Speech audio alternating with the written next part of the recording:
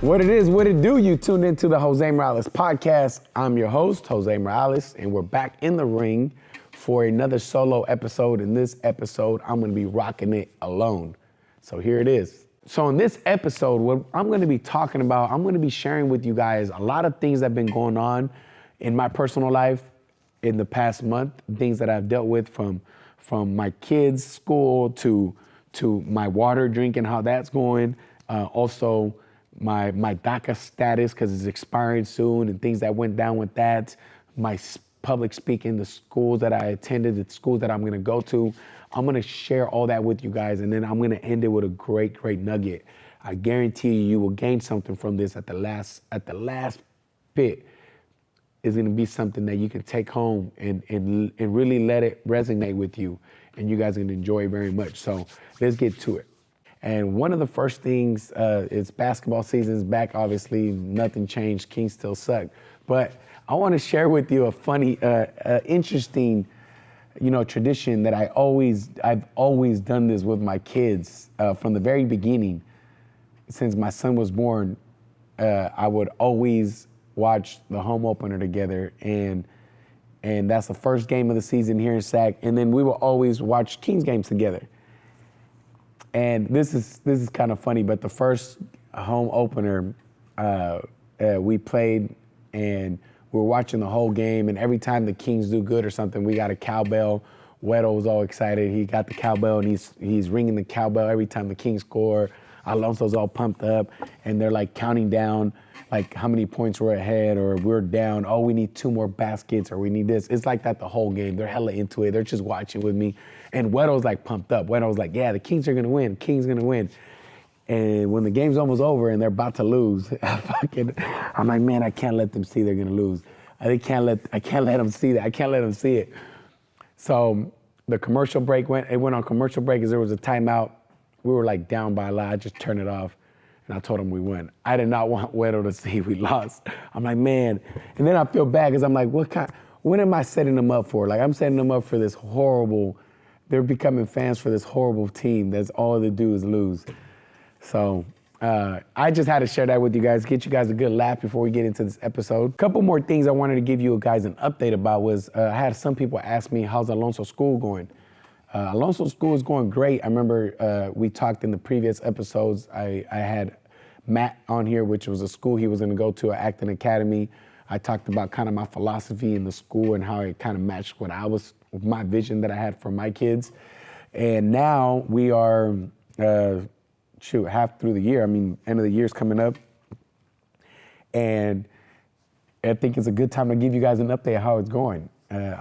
And I'm gonna tell you guys, it is way different. Like, it's not even close to, and keep in mind, my son went to a private school prior to this, so it's not like we were coming from like a public school setting, which is probably even a bigger change, but just in general, he was already coming from a great school and a great system.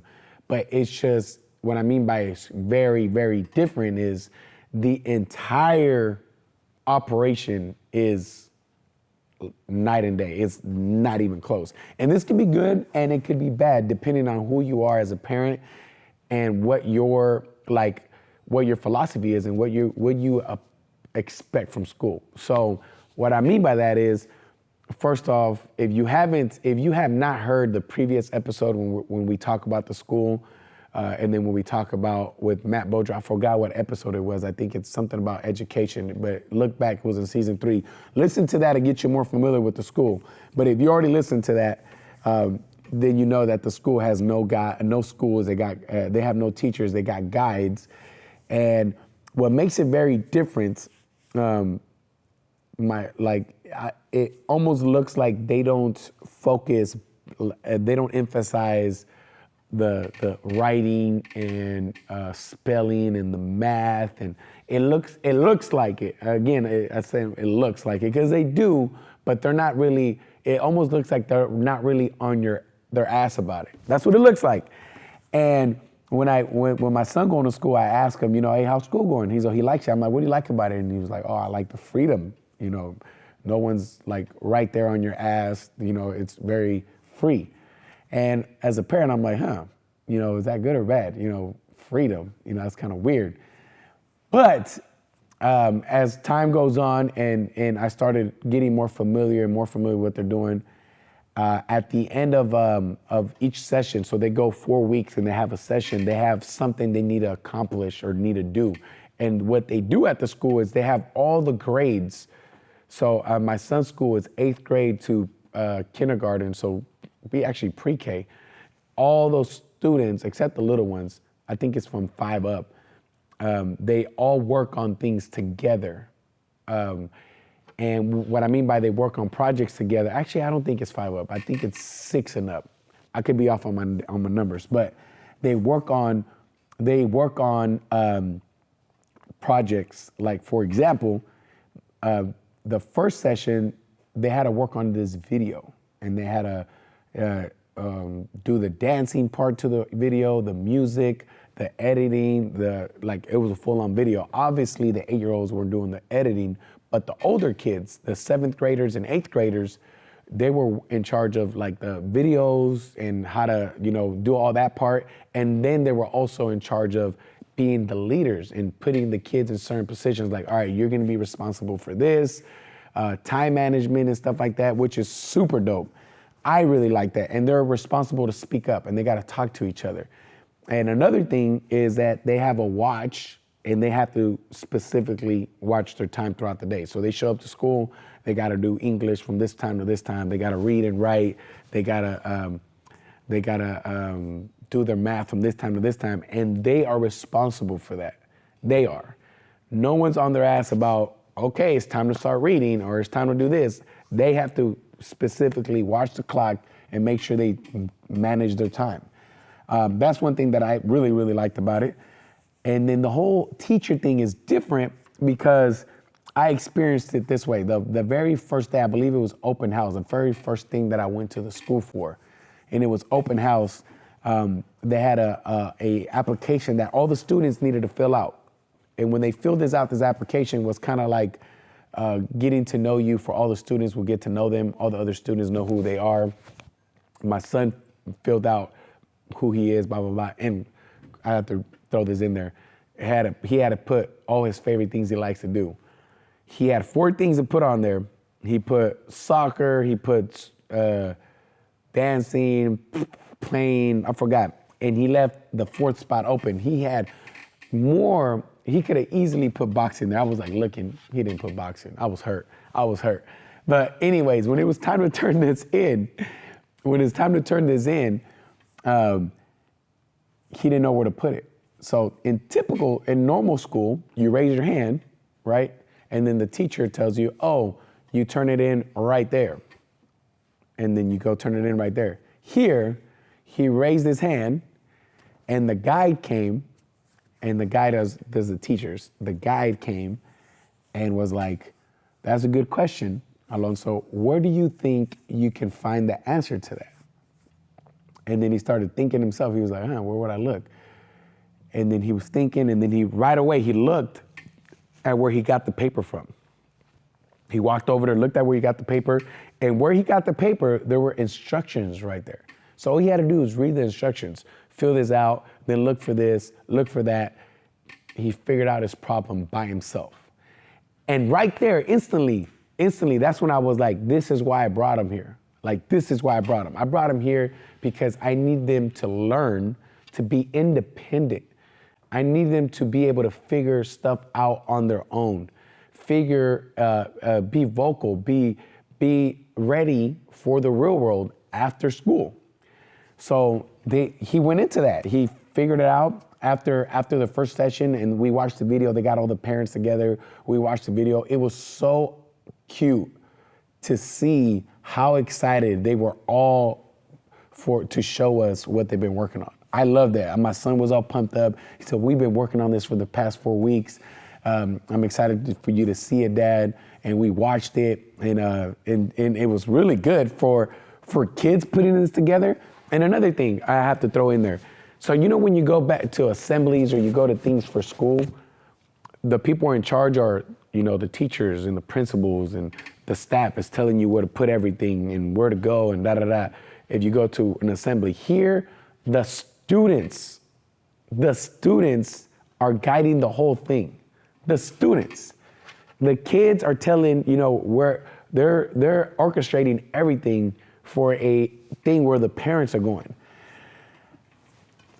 So I'll give you a quick little recap of everything. It is 100% different for sure. I have a friend that goes there. They're not very big on it. They're kind of like, they go to a different campus though. So I'm not sure if it's different. My son's at the Lincoln campus.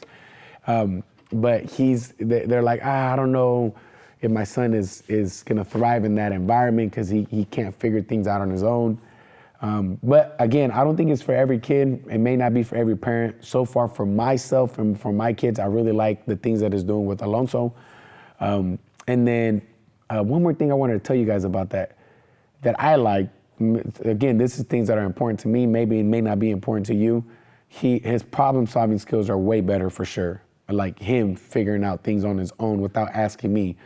But second thing, he's 8 years old, right? And he came to my house one day after school and he's explaining to me financial things. 8 years old. He's explaining to me what to do with money he gets, where to save, what's the percentage to save, what's the percentage to give back for yourself. For like he's explaining to me this in percentages. Like you do 10%, you do this, 20%, you do this. This is an 8-year-old kid. I was like, what the hell? I'm like, I thought he like saw this in school. I mean, like on YouTube or something. I didn't think they went over that in school yet because he's 8. So then I asked him, I'm like, who told you this? He's, that's what we talked about at school today. I'm like, okay, that's pretty cool that, they're educating them on the financial aspect. Obviously it's not, you guys were like, but I want my kid to go to college. Yes, for sure. I'm not saying I'm just saying the fact that they're showing them this stuff and showing them things that are, these are things that are going to make you and help you in as an adult. That's what I think. I mean, if you think you could go to college and get a degree and not know nothing about money and be great, I don't know. I think you definitely need to know your money situation. I believe. I don't know. So I just wanted to share that update with you guys because I had a lot of parents ask me, and I'm like, you know what? I'm going to bring that up. A couple more updates before I get into my spill is my water. People are asking me if I'm still drinking water. Now, I think I'm on like 3 months. 2 months back. Is it 2 months? Something like that. That I still drink water about 80% of my week. So 20% of the week, which is, I would say once or twice a week, I would drink either a Dutch Bros or juice, orange juice or something like that. But I still don't drink soda. Soda's completely out. But that's where I'm at with my water thing. I do not go 100% all water. I will be honest though, the very first time I drank the Dutch Bros, I almost relapsed. Like, cause of the next day, I almost wanted a Dutch Bros again. I'm like, hold up, what am I doing? I'm going right back to what I just did. So I kind of had to check myself. You know what I mean? Like, hey, hold up. Which brings me to a good point. Angela, which is one of the members here at the gym, she's in San Jose, California. Shout out to Purple Rain. She brought up a good point, and I'm gonna ask you guys this, and I want you guys to interact with this and tell me your opinion and what you guys think of this. Her question to me one day was, if you reached a goal, but you didn't maintain that goal, can you really feel proud of achieving that goal? That was what she said. And what she means by that is, let's say, for example, with me, if I wanted to drink water for a month, and then after drinking water for a month, I went right back to drinking soda every day and drinking all this bad stuff, almost like everything that I did for a month was pointless. Did I really achieve something? I think this is the way I answered it for her, but I would love to hear what you guys think. The way I answered it was, yeah, I think you should feel proud for achieving it because regardless if you went back or not, you still accomplished something that was difficult. But you still need to, you still need to make sure you maintain that. If you completely fall apart and you go back, yes, you achieved it, but did you maintain it? No. I think you need to feel proud that you changed a lifestyle or you changed a habit, you broke it. That's what should make you feel accomplished. And I think that's what you should look for when setting goals is set goals that you're gonna change completely. You're gonna either break a habit that you're not gonna bring back. You're gonna change a lifestyle. You know what I'm saying? Otherwise, you're not necessarily changing. Otherwise, you're not necessarily, it's almost like a fast. You're just doing it for a little bit and that's it. And you're gonna go right back to where you're doing. That's not a lifestyle change. I think your goals should be something that you want to achieve and maintain, not achieve and go right back and just to say you did it once. You know what I'm saying? It's not a bucket list. Like, yeah, I did it once and I'm going back to what I was doing. That's how I feel about it. But I would love to hear what you guys think about it. It'd be a great topic. So let me know. You can send me a message, leave a review. You can hit me up on IG. Let me know what you guys think. And that right there reminds me of something that I had going on here at the gym with one of my boxers, where she's putting excessive pressure on herself when she's 15 years old.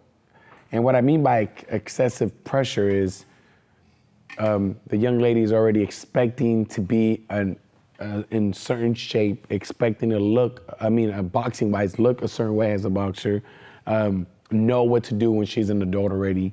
And she feels that if doesn't have that down already, she is failing.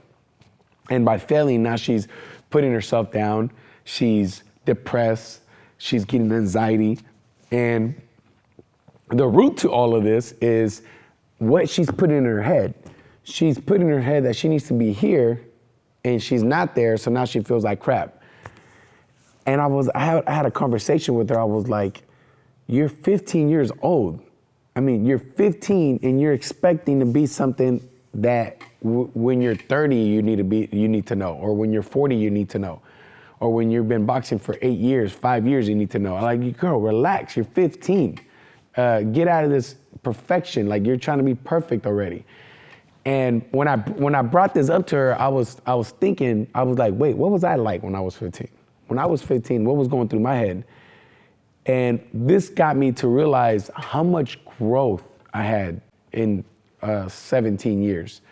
17 years, when I was 15, I definitely didn't think about no podcast. I did not think about being a coach, or definitely being an inspirational coach, or somebody like the person I am today. That was not in my head at all. I'm being 100% honest with you. Not at 15. And at 15, my vision was actually boxing. All I wanted to do was box and just win fights and box. That was my vision. But if I would have put pressure on myself at 15 that I needed to be inspirational, I needed to prepare for this podcast that I was going to do 17 years later, that I needed to work on these things that at 17 years later I needed to do, I would have drove myself nuts at 15. I would have drove myself nuts because I would be like, I cannot do that. I'm not positive. I'm not inspirational.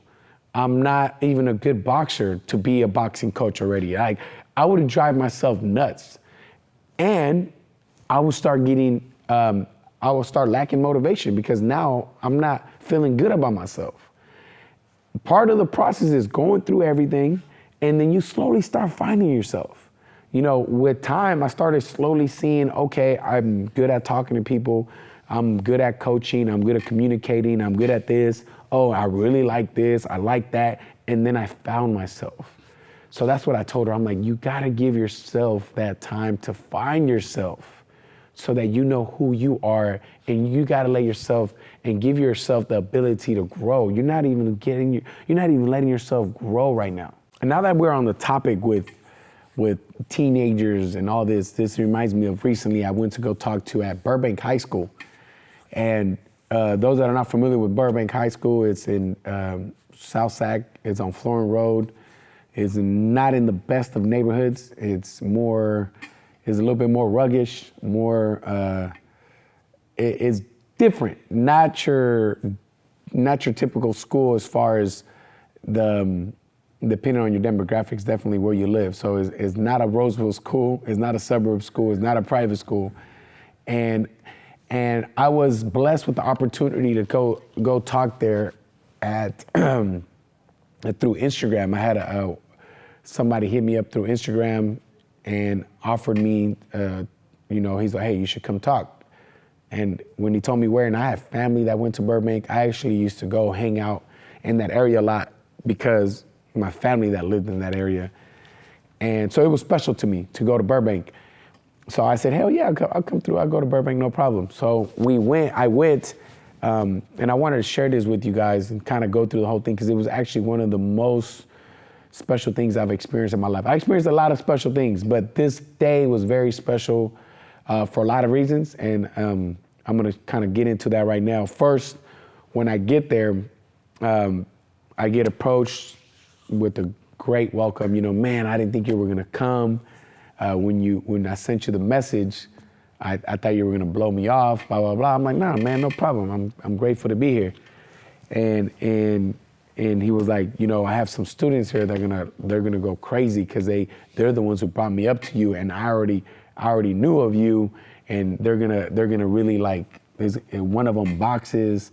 He actually said he boxed your nephew, and I'm sitting there thinking, I'm like, he boxed my nephew. I'm trying to figure out who it was, and he was like, what's crazy is he's like, this is what he said to you. He said, this is what he said to me about you. He's like, hey, I boxed this guy. No, he's like, hey, I know a millionaire. He's like, I know a millionaire, and I boxed his nephew. And then I'm like, what? He's like, yeah, he calls you a millionaire. I'm like, man, I'm no millionaire. He was like, yeah. He's like, that's what he thinks of you. He thinks you're rich. And I was like, that's hella funny.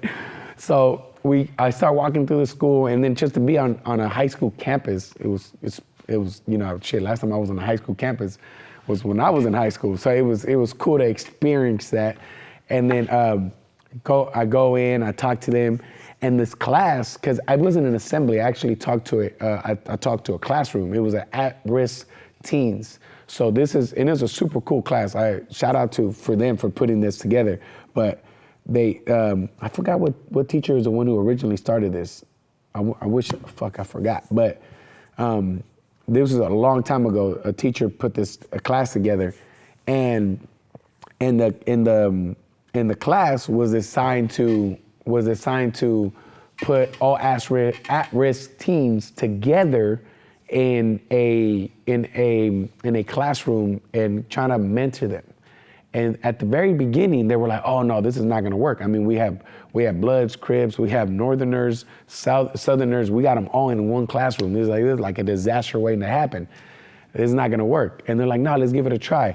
So they started doing it, and it was a great success. They started going on field trips together, and then they started seeing that the rival gang members started hanging out. So they were like, "What the hell? This is new." So they kept it going, and now it's been going for a long time. It's years.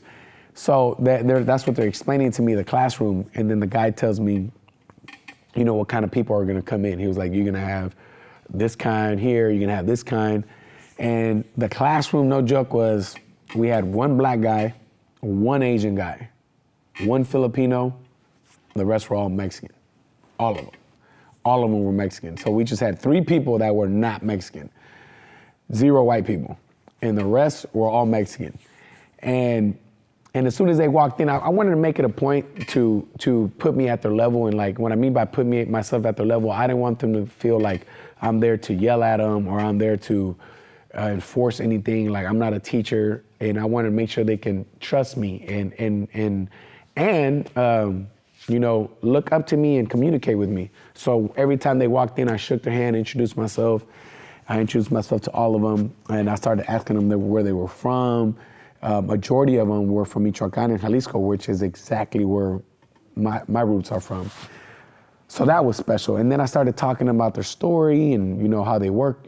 They're already working at 14, 15 because they have to help with rent at home. Another thing that resonated with me. And then the more I started hearing their story and started getting more familiar with how they're living right now, it started feeling more like me. I just remembered being there. I remembered being in that chair, being that student that people saw no future in. And most of them shared that, how people don't think they have a future. So it really, really, really like just hit home for me. It was I know exactly how they feel. And that's when I got into my story. I started, sharing my story and sharing them, what I was like at 14 years old. A lot of people don't know this. Actually, Scotty knows this because I shared this on one podcast, and I shared this on one podcast, and I actually took it out of the podcast. But I'm gonna share this now, and I'm not gonna take it out this podcast. When I was in school, I was 13 years old. I actually threw a chair at a teacher. So I was definitely not the best. I wasn't the best student, and I shared this story with them, and how much anger I had in me, and how I dropped out, and did not even finish high school. So most of them were juniors and seniors. I didn't make it to that grade, and I was explaining to them that I was chasing money, which was exactly what some of them were already doing. They were already looking out for money. I'm like, look, you guys are 15, 16, 17 years old. The money you make now may seem like a lot of money because you got no bills. You know what I mean? You got no car, you got none of this. Helping your mom with rent is not really a bill. When you're paying the full rent and you're responsible for that, now you're really spending money. And that money is not gonna feel good when you're 30, 40 years old working construction still. So just trying to get the point across that, the things that may seem like really, really good right now, high reward right now, is not the future forever. And I really wanted to make sure they got that, because that's something that, especially as teens, we could get caught up with these jobs that we think are great. And then we start lacking in school. We start lacking in school because we're getting paid. So after, being with all them, I exchanged my number. I gave my number to all of them. I'm like, if you guys ever need anything, I'm here. I actually talked to the kid that boxed my nephew. It was 6 years ago, and he actually boxed Angel, one of my kids here, which is kind of like my nephew. He wasn't my nephew, but kind of like my nephew. And it was cool to talk to him. He's 16 years old now. The kid actually has a kid on the way. So he's about to be a dad at 16. And it was just, someone asked me, I forgot who asked me. Someone asked me, would I rather do that or would I rather talk at corporate events like I did at the NBC Suites? And to be 100% honest with you, I'd rather do that. I'd rather do that 9 out of 10 times. Nothing wrong with NBC, what I did over there. I liked that. I enjoyed that. That was cool and all. But I feel like I made a greater impact that day than I did at talking to the principals and the athletic directors. That's my opinion. And the reason why I'm doing this is to make an impact. And this is why I think I'm going to pursue that more. Reach the schools and areas of people that can relate to my story and people that can get inspired and motivated and maybe change their life. And no, because my opinion, I feel like this because this was for me. When you see someone that looks like you and very similarities to you, it may not even have to be physical, but maybe just where the way they came up or things like that, and you see them do things and accomplish things so great, it gives you hope. You know what I'm saying? Because if you never see those things, you're hopeless. You never think that you're capable of getting that done. And seeing somebody get that done, it gives you faith and lets you know that it's not impossible. So that's what I would like to do more of. I'm actually gonna be at Center High School on the 14th of January. I have an assembly there. And another one, I got hit up by Lucia on Instagram. She's a teacher there, Spanish teacher. And now that I'm on the topic, I'm actually gonna give a shout out to Lucia and Miss Hernandez, Ana Hernandez, there you go. Both of them, Spanish teachers at Center High School. It was Lucia that invited me to go to their Day of the Dead festival. And this festival, they put Mexican music on.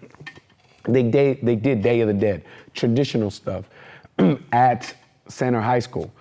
And they had the dancing, and so I went, and a funny thing, I get to the school, and one of my boxers that day couldn't come to boxing because he was really, really sick. He was coughing, he was sick. Soon as I get to this damn festival, guess who's there? The sick kid. He's sitting there looking at the dance floor. Yeah. So anyways, when I get there, I start seeing everything they did, all the, they have the altar, they have the music, and then I start talking to the teachers, and those two teachers stood out to me for a lot of reasons. Let me tell you the reasons. One, they both came from private school, so they both came from Maryhill, which was a school that my son went to prior to changing, which is a great school. But they taught at the Elk Grove location. And they decided to leave the private school scene and come to Center High School, the public school. And I asked them, why did you do that? What made you do the change? And they were both like, you know what? I wanted to give back to my people. I wanted to be able to, nothing wrong with the students I was teaching before. I just want to connect and be able to help the students that were like me more. I thought that was very special, and I could tell they had a lot of passion in teaching just by the way they looked at their students, the way they talked to their students. One story they shared with me, which I thought was very, very special, they had a group of kids that were playing, Mexican music, and these kids are so talented and were very into music, but they had no instruments. They started bringing instruments to school for them so they can practice, and at lunch they were always practicing in their classroom, enough till they eventually started their own group. That right there is special to me. The fact that they did that, that's what I think teachers, not all teachers are like that. And the fact that they're like that, I was like, wow, man, like amazing, amazing teachers. Like I need to be around you more. And I got blessed with opportunity. She connected me with the right person to talk to. Now I'm gonna be at Center High School on January 14th, gonna have an assembly for the entire school. Another special school because I was super close to going to Center High School at one point, and I did not go there. I'm from around that area, so great opportunity, and I'm excited to be there. And plus, I have boxers that go there, have family that goes there, and I'm looking forward to being at Center High School. All right, now I'm gonna finish this episode here with the one last update story. Recently, you guys all know I'm a Daca recipient. My Daca is gonna expire on in December of this year, so next month. And prior to that, I need to my driver's license expired on my birthday, which was September. So from September to December, I was gonna have no driver's license. So I can't travel, I can't drive, I can't do this because my driver's license expired in September, my DACA expires in December, and they're not gonna give me a license for 3 months, right? So I went to the DMV, and look, let me tell you why I want to share this story. This is the kind of stuff that happens to me all the time, my whole entire life. And before, when I was young, this is stuff that got me angry and got me to hate the world and got me to hate certain people. Now I'm at the point that I look at these things and I just laugh about it. And I just do not let it get to me. And it's hard because in the heat of the moment, it gets you a little fired up. So I go to the DMV because I need a driver's license. I already processed my paperwork for DACA, and that's usually a process. I hadn't received nothing in the mail, so I couldn't get a driver's license yet.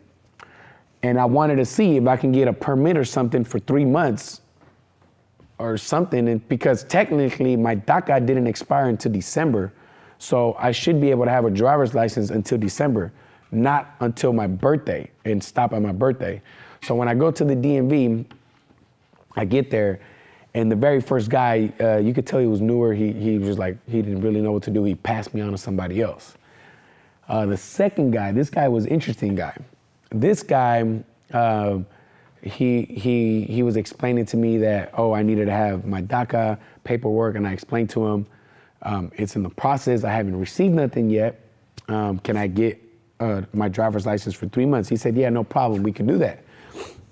So he takes my picture, charges me, and then throughout this process, when he's explaining to me, when you get your paperwork, make sure you come back and then we'll be able to get your license for 2 years, because that's how long the DACA lasts. The DACA thing lasts 2 years, my permit, my work permit. So I said, okay, no problem. I'll come back and I'll get my license extended for 2 years once I get my paperwork. And then he made a comment. He said, yeah, I forgot what I said. I think I said something, it sucks that I have to go through this, blah, blah, blah. I hate that I have to keep coming back. I think I said something along those lines. And then he said, well, at least you do it. And when he said that, at the time I just thought about it. I was like, what does he mean by that? I didn't say nothing. I kept it quiet, didn't say nothing. But I drove off, and the more I thought about it, the more angry I got about it. I was like, this motherfucker was probably talking about all the other undocumented people, and he's assuming that I'm being a good citizen by getting my DACA, and everybody else is being a bad citizen by choosing not to get DACA. Because the way he said it, well, at least you do it. And it was getting me fired up, because I almost wanted to go back and be like, hey, hold up. You said this. I'm like, wait, how immature I am. I already drove out. Like, I'm really going to come back and do that. So I let it slide. I forget about it. During this time, he said, you're going to get your license in the mail 4 to 6 weeks, blah, blah, blah. I got my temporary paper.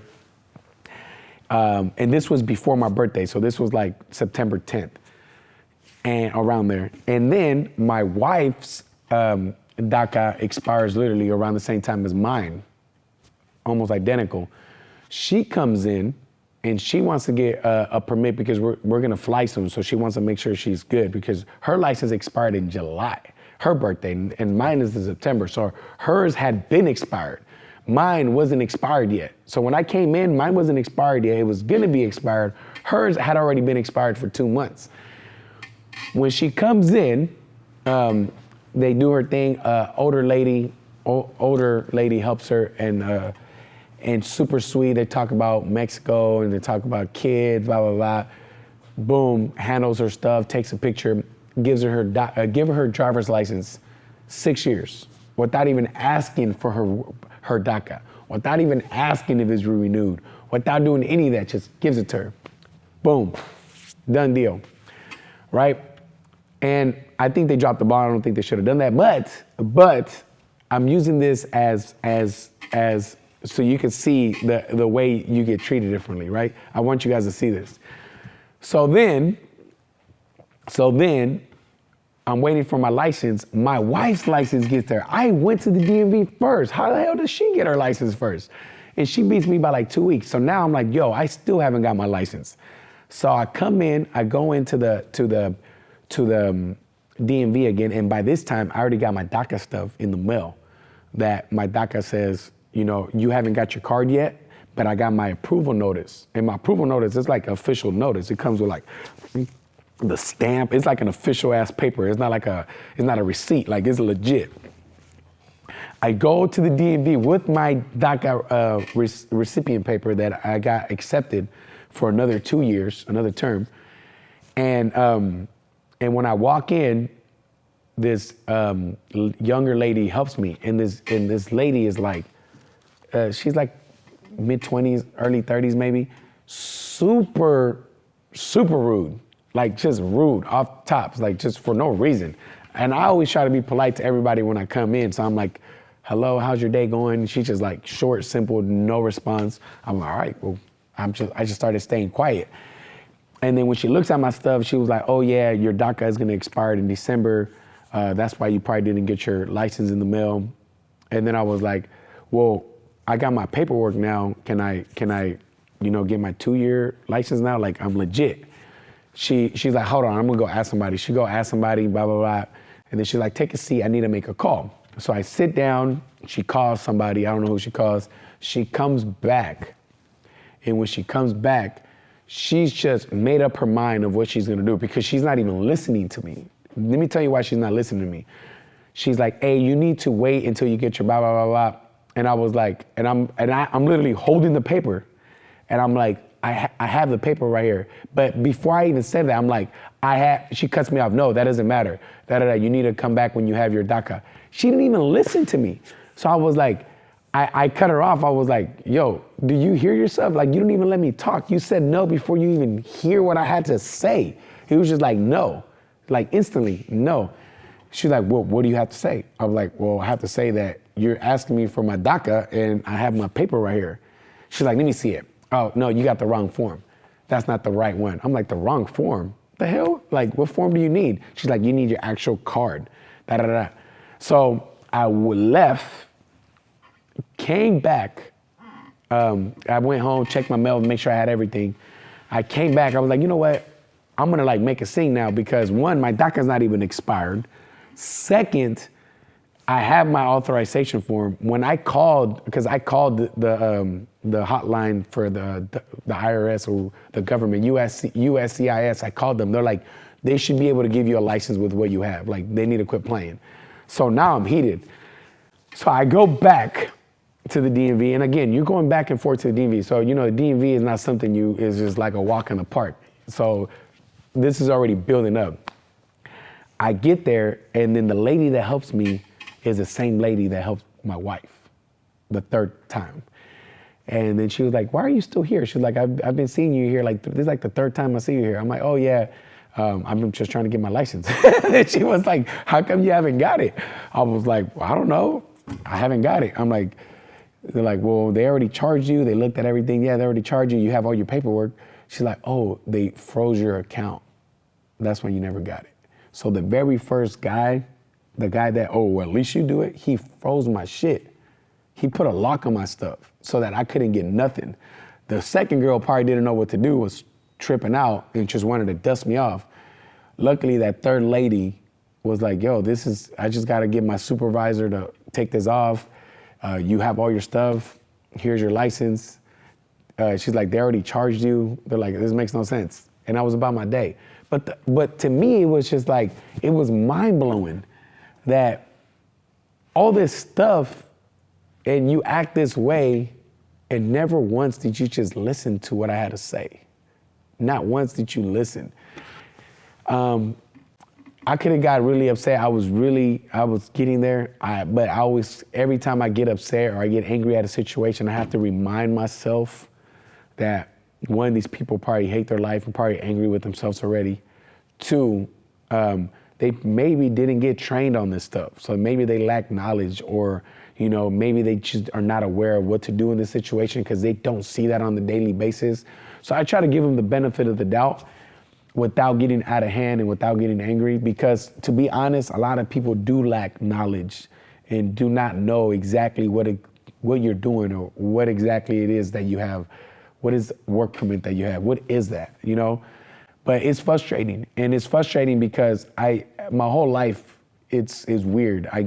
And that actually is not even a bad story. Like, that's actually not bad at all. That could be a communication thing. But my whole life, I've always been assumed a certain thing, so I always get treated a certain way. Like, you look a certain way, or you act a certain way, you talk a certain way, and if you let people keep assuming of who you are, and you let that assumption get in your head where you believe that assumption, oh, you're ghetto, or you're not smart, you're this, you're that, and you start believing these things, it becomes dangerous. So just make sure you maintain a strong mindset. Don't not change your heart. You know, if you are the certain person, continue to be that person. Don't let no one else change you. And this is something I can tell you 100% that throughout my whole life, I've always been treated different ways. I've been, people look down on me, my education, my everything. But I never once let that get in my head, because I know who I am and what I'm capable of. And fuck all them, fuck all those people. I know what I can do. And I'm telling you that you can do that also. So that could kind of be a little review of, a little recap for that. If you're gonna get anything from this episode today, hopefully you take that right there. Don't let anyone change your mindset and belief that you have in yourself. Don't let no one tamper, no one mess with that. Keep it pure, keep your heart pure, keep your intentions pure, and you will do great things, for real, for real, for real. That's it for this episode. If you liked it, leave a review. I haven't got a review in a minute. Leave a review, share it with somebody you know. If you're not subscribed on Apple or YouTube or Spotify, make sure you subscribe on all three. Do me that favor. And that's it, man. I'll see you guys next week where I have a new episode with a guest from the gym. I look forward to having you guys. See you guys next week. I'm out. Deuces.